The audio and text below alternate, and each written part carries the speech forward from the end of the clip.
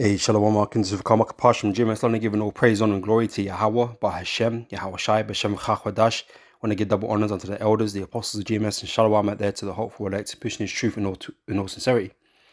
Right, back in another video, and I came across this article, right, with the whole Iran and Israel thing, and I found this article a little bit interesting, right. And I'm going to entitle this video, this lesson, "Is this not prophecy?" Right. So the title of this article says Iran will fall into Netanyahu's trap if it hits Israel hard, but it can still avoid disaster, right? Which they cannot. Okay, disaster is bound to happen because again, it's prophecy, right? And right now, people are kind of making memes and mocking Iran at this moment in time because they haven't done anything since one of their dudes got assassinated, right? So, people are wondering like, "Whoa, when are they going to retaliate?" What's taking them so long? The Iranians are pissed, like no doubt about it, right? And this anger is only going to serve them in the future, right? No matter what, what eventually happens, potentially this week or next week, or if anything happens, concerning directly this assassination, for all we know,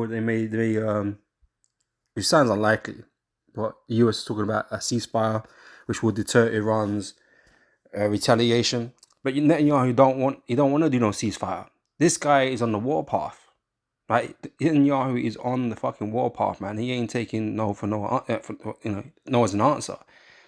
And again, he's in the spirit which is serving prophecy for it to be fulfilled, man.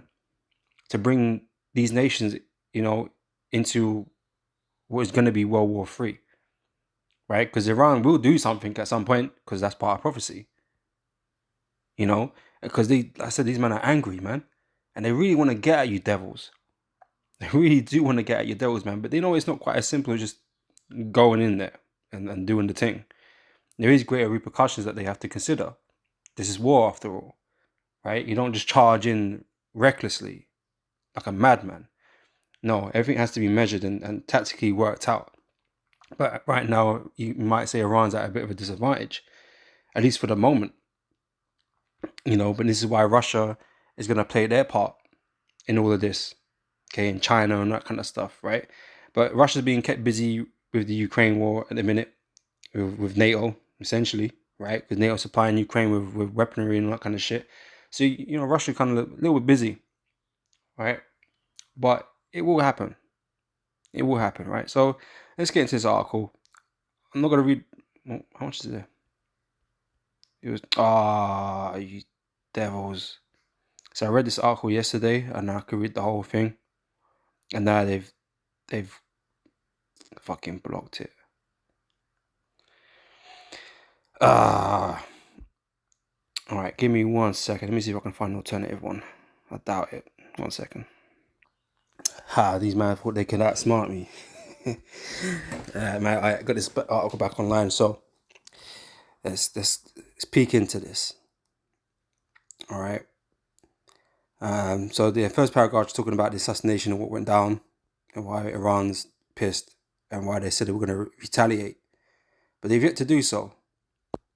Which is, like I said, is made them a bit of a laughing stock at this moment in time, I guess. Things are not looking good on that front. But, we don't know what's going on behind the scenes, what's really being said and why they're stalling or whatever the case may be. We just wait and see. All right. Okay, let me grab this paragraph. Right, it says, for the second time this year, the region is on the brink of a major war as Iran considers its response to a major Israeli provocation. In the view of Iranian analysis, such provocations are traps set by the Israeli Prime Minister Benjamin Netanyahu, who wants to drag Iran into a wider war. He's looking to drag them into a wider war. He wants the smoke. He wants all the smoke. Right? And this is not what the prophecies speak about. Right? Jeremiah 49 and verse 20. So therefore hear the counsel of the Lord that he hath taken against Edom, okay, who are you so-called white people, right? And his purposes that he have proposed against the inhabitants of Teman, surely the least of the flock shall draw them out. Right? The least of these Edomites are these Amalekites, and they are the smallest group, right? Even though they're the head tribe of the nation of Edom, they are the smallest tribe of the nation of Edom. Right?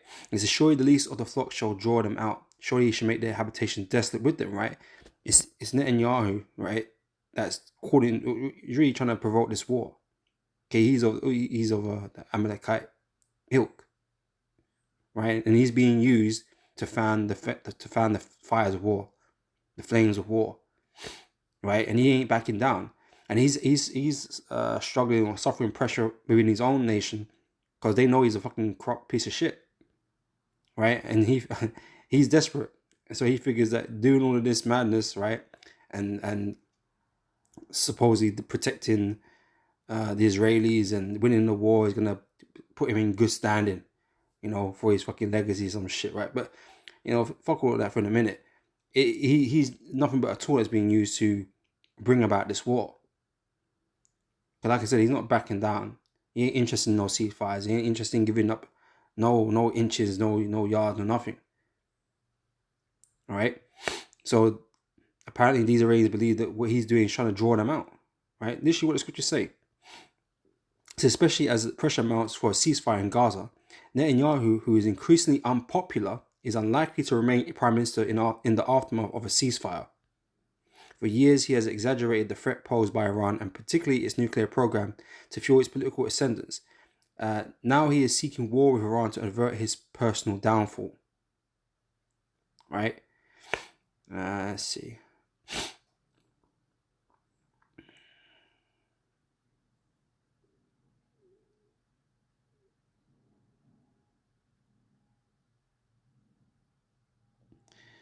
All right.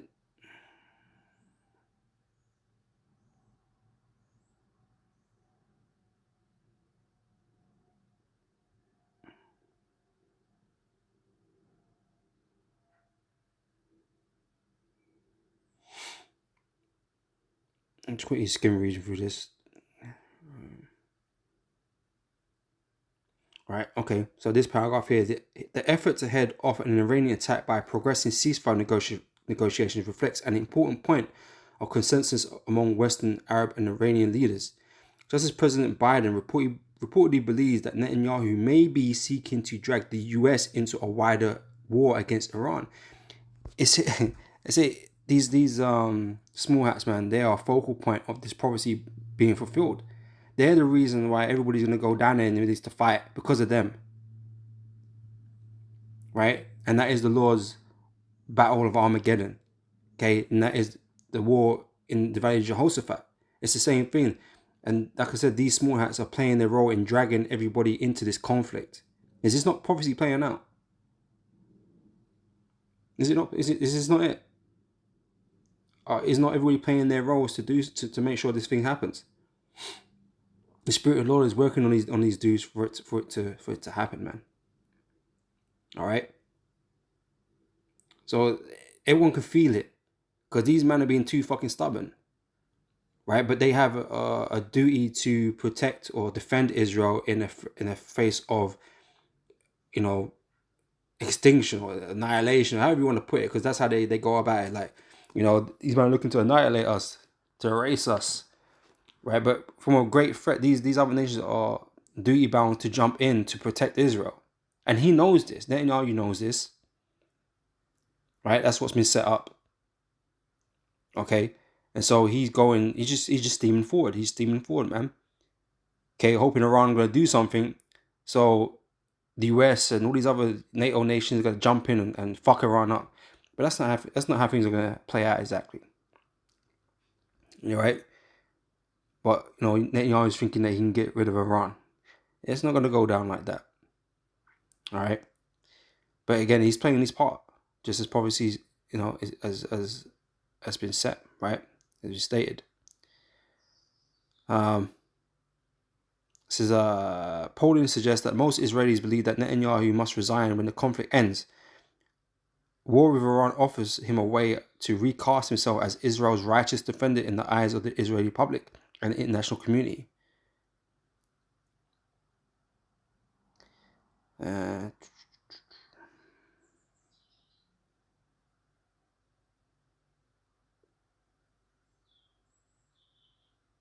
Yeah, so these men are hoping that a ceasefire talk is going to delay or stop Iran doing their attack. We'll have to wait and see, innit?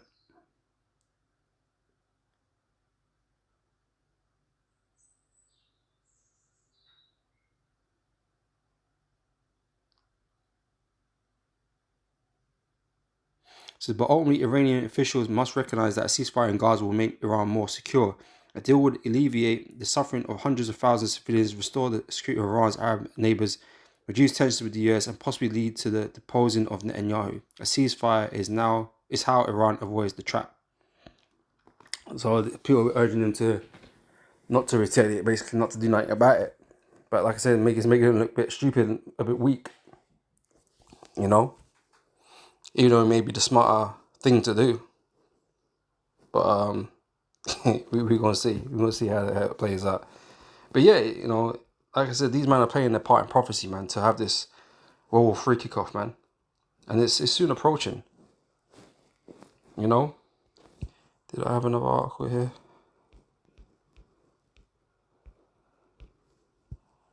What was this one? Yeah, so they're saying that they have to retaliate because I read the Ryan Ralph is going to come upon them. They're putting their back against the wall, man. It's like they have to do it. You know, hey, but hey, if that's they do it, innit? So be it. You know.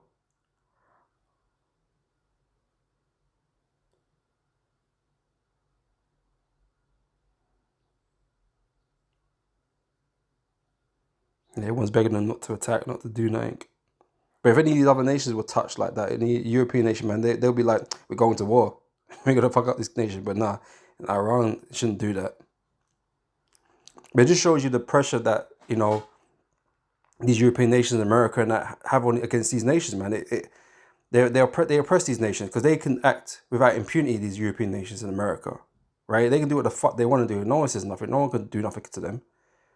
Right, but Iran does know that like, if they go and do something bad to Israel, is that yeah, you're gonna have the whole fucking America and NATO on their fucking asses, right? And that's not something you really want to deal with, right? But like when it comes to these guys, they anyone does anything. Well, look at fucking 9/11. Remember, hunting down, destroyed the whole, destroyed nations, right? Just find one man, and then assassinated him. And then for years was just going around bombing countries in the Arab world. It's like, what the fuck's going on? Because no one can do nothing about it, right? They're allowed to act and do, you know, craziness, but no, Iran needs to shut up. Basically, they need to just accept it, which is wrong. But yeah, like I said, we'll see how it develops, man. But all that's happening is that Iran's their blood pressure is fucking boiling right now, it's bubbling up, right? And like I said, it's all going to serve when it comes to doing to go on to war against these Israelis in America, right? But yeah, that's what's going on. Let's just grab some scriptures, right? So, Second Ezra chapter 15, verse 29 says, where the nations of the dragons of Arabia shall come out with many chariots and the multitude. Let me jump up, verse 28. Behold, a horrible vision and the appearance thereof from the east, where the nations of the dragons of Arabia shall come out with many chariots, and the multitude of them shall be carried as the wind upon the earth. That all they which hear them shall fear and tremble, right? So they're going to come out to war.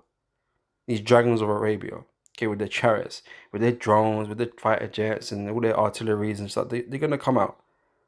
Right, it says also the Carmanians raging in wrath. These men are angry. They're looking to do something to you Israelis, man, and to you Americans that are going to fight on their behalf. Okay, they'll look to hurt you, man. Because like I said, they've been taking shots, taking L's from these Israelis and all that kind of stuff, and sanctions being put on them and all kinds of things, and these men are pissed. So when it comes to the battle, they're going to be up for it, man. All right. And the multitude of them should be, also the Comanians, which are the Iranians, is what the Comanians is, the Persians, right? Raging in wrath shall go forth as the wild boars of the wood, and with great power shall they come and join battle with them, right? Because it's not going to just be Iran. They're going to have a whole company of people with them.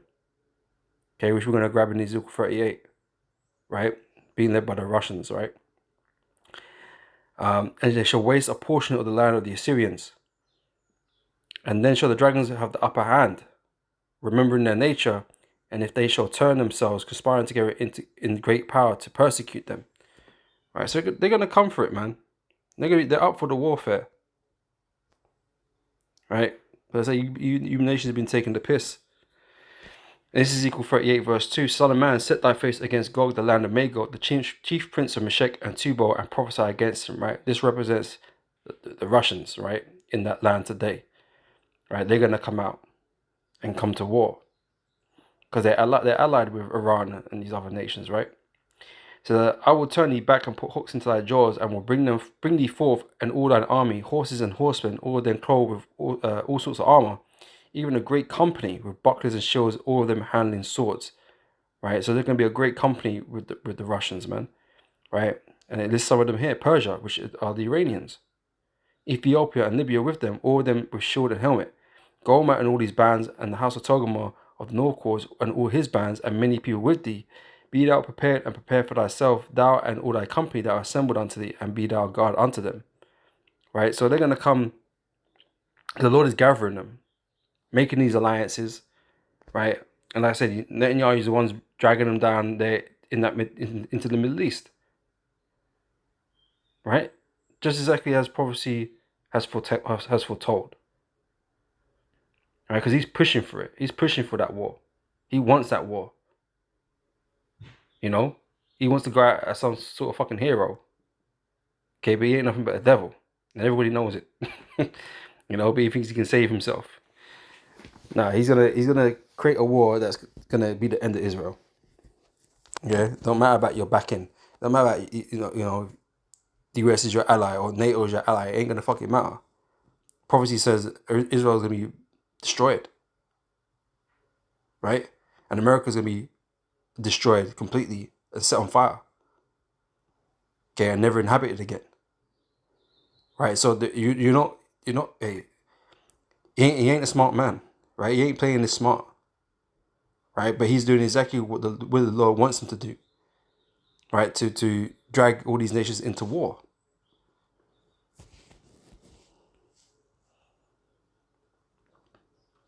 It's Revelation 20 verse 8 says, "I shall go out to," sorry, and jump up. "And when the 1,000 years are expired, Satan shall be loosed out of his prison." Okay, he's talking about these Edomites. Okay, at the end of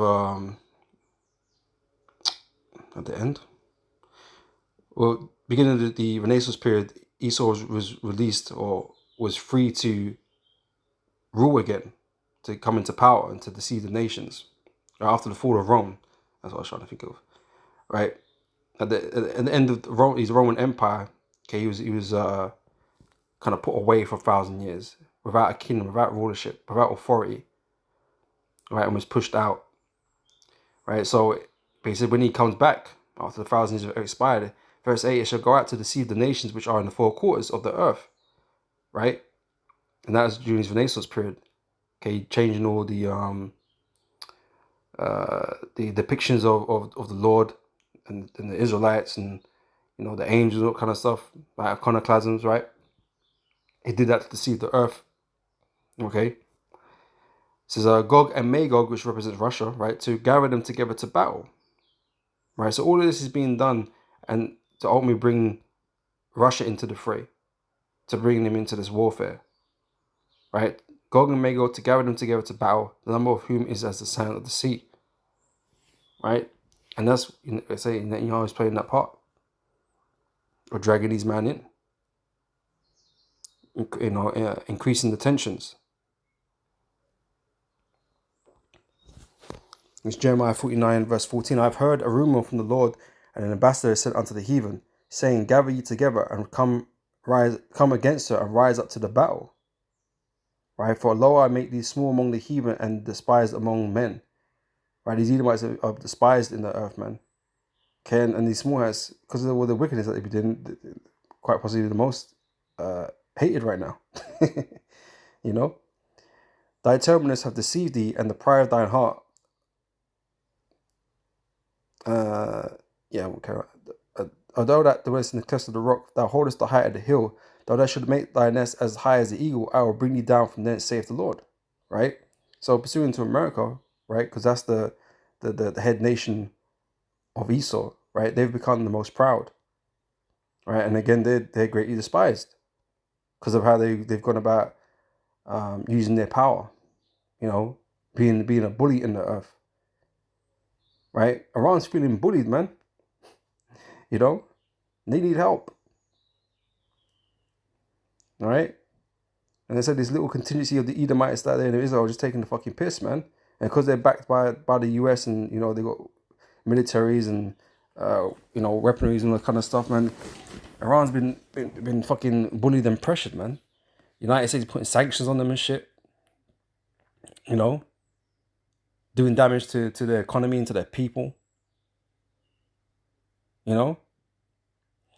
Verse 17, also Eastern shall be a desolation, everyone that goeth by it shall be astonished, and shall hiss at the plagues thereof. As in the overthrow of Sodom and Gomorrah and the neighbor cities of, saith the Lord, no man shall abide there, neither shall the Son of Man dwell in it. It's like I mentioned before. This war is gonna be bad news for Israel and America. But America is gonna be completely uninhabitable. Right? Because of the destruction that's gonna come upon that place, because that's the head place of wickedness. Right, this is Revelation chapter 11, verse 14 says, the second woe is past, and behold, the third woe cometh quickly. Right, that's what's being prepped right now. The third world war. Right, the third woe cometh quickly. Okay, and we're ever closer. Every day, we're ever closer to that day. It's Joel chapter 3, verse 2. I will also gather all nations and will bring them down into the valley of Jehoshaphat. I will plead with them there for my people and for my heritage Israel, whom they have scattered among the nations and parted my lands. So it's the Lord's work. It's the Lord behind this. Causing or creating a reason for these nations to come down there into the valley of Jehoshaphat, which is in the Middle East. All right? Jumping down to verse 12 says, let the heathen be wakened, right, and come up to the valley of Jehoshaphat, for there I will sit to judge all the heathen round about. Put ye in the sickle, for the harvest is ripe. Come, get you down, for the press is full. The fats overflow, for their wickedness is great. So right now, the Most High is just accumulating these nations down there. That's why the US is moving ships down there. I'm sure that was one of the articles somewhere. What page is this on? 3.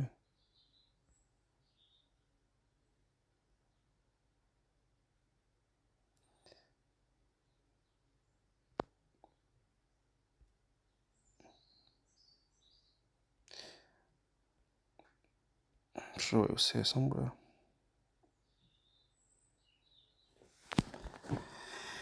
Let me put in US.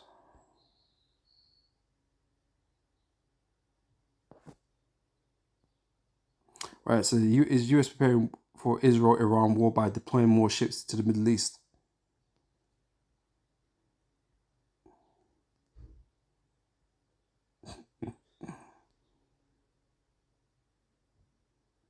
US sends submarines, aircraft carrier to Middle East amid Iran-Israel attack fears. Let's quickly check this. Israel preparing for large-scale attack from Iran as US orders warships to accelerate deployment. Right, so like I said, the Lord's just gathering the nations together, man, gathering these armies together into one place for them to fight it out and destroy each other. It's, put ye in the sickle for the harvest. Sorry, have I read that already? No. Put ye in the sickle, for the harvest is right. Come, get you down, for the press is full. The fats overflow, for their wickedness is great. Multitude in the valley of decision, for the day of the Lord is near in the valley of decision. Right. So the more this accumulates in there, the closer we are to the day of the Lord. Right, the Lord's great judgment. Right, because it's going to kick off at some point. And so we wait and we watch. But you can't say this is not happening. It is happening. It's Mark 13 and 7. This is the prophecy. And 13 and 7 says, and when ye shall hear of wars and rumors of wars, right? Right now, there's conflicts going on earth. Some on a more smaller scale. right? But we all know what war we're waiting for. Everyone's been talking about World War III, you know, with the use of nuclear weapons. You know, it's been discussed a lot, you know, of late, right? The doomsday clock that they got, that moves ever closer to midnight. To midnight, they know it's gonna happen. It's bound to happen. All right. So everyone know that's the one where everyone's waiting for. Because it says when you shall hear of wars, okay, but when it's happening, when you see it, when you know what's going on, right? That's when things are gonna be a problem, right? It says and when you shall hear of wars and rumors of wars, be ye not troubled, for such things must needs be, but the end shall not be yet. So when you're hearing all these things, yes, you know, it's not the end yet. But when it kicks off, yeah, you're getting very close. Right?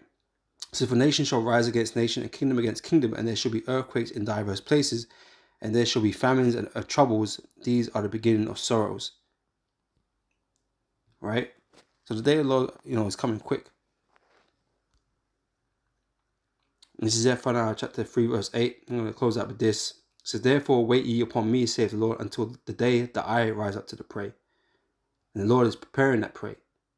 Okay, bringing it into his trap. The trap that Mosai is using Netanyahu to set. Right? It says, for my determination is to gather the nations. Right? And he's using Netanyahu to do that.